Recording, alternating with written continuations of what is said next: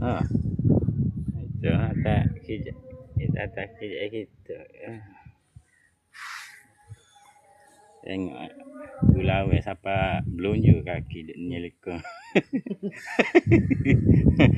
Lutut tak kukuh dah tu. Saya ke belah belunjuk. Ni mau panas terik tak ada lagi. Ni baru teduh. Gulawe siapa belunjuk tak negak.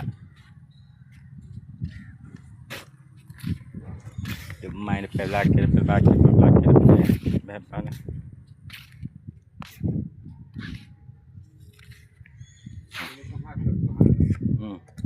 Pakai sekong habis gini tak tutup. Kalau dah sebab hangat. Kakak biasa ikan lah. Bubuh-bubuh. Tapi kalau dia tak retak batu dia tak ada hal. Takut batu dia retak. Kalau ada batu retak kat atas ambut. Tak. Kalau setara ni silikon. Tak baca lah ni.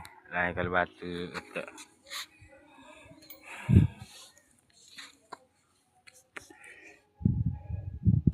Tinggal pasal gap lagi mak. Tinggal pasal salur air belakang tepi. Lepas tu buat tiap belakang ada tak? Gap lagi mak. Lepas tu pasal pagar. Esok pasal salur air dengan tiap.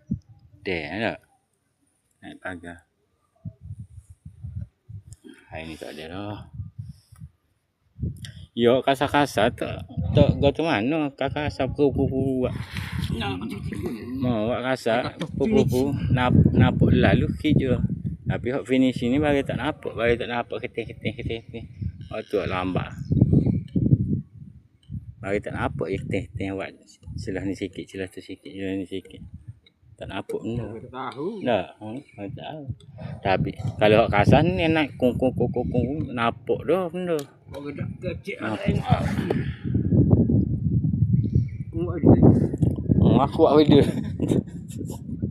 Aku pun dah, aku tak ada dedek. Saja ya. Mana saja. Kerja kita pun kerja kita. Tak. Setiap kali aku buat video mesti cakap untuk mulut. nak kali. Oh gila. Habis kita suluh-suluh dia tengok rokok. Tak boleh. Ayat gini tak apa kalau itu. Alah kau gak. Asal suluh je cakap. Kalau dak Suraya